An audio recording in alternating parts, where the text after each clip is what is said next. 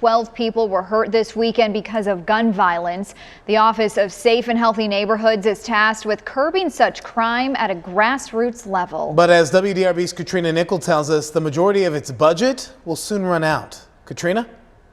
The Office of Safe and Healthy Neighborhoods says the majority of its programs are funded by federal grants that were created during COVID. That money will run out in just over 2 years, and Metro Council wants to know what's working before it has to foot the next bill. Walter Murrah is a Louisville native, born, raised, and working in the California neighborhood. Our organization is largely about meeting youth where they are. Murrah runs St. George's Scholar Institute, one of hundreds of grassroots organizations.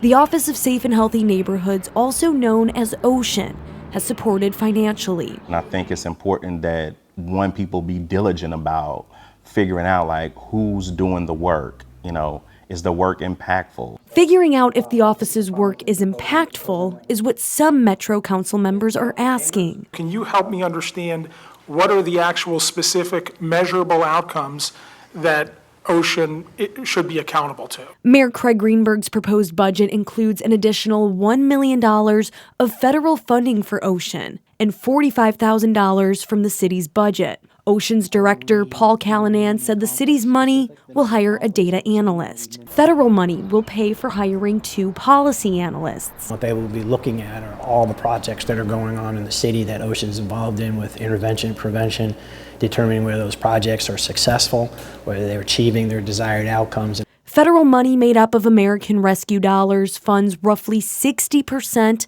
of OSHN's programs.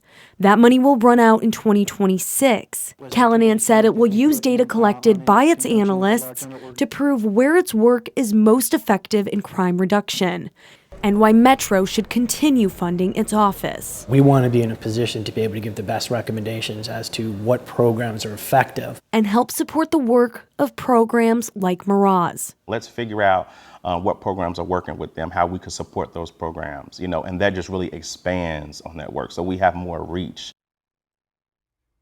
This is just one part of the more than $1 billion budget. Council will continue to make changes before voting in June and taking effect in July. Every city agency trying to justify its spending right now. Katrina, thank you so much for your reporting. Well, a tree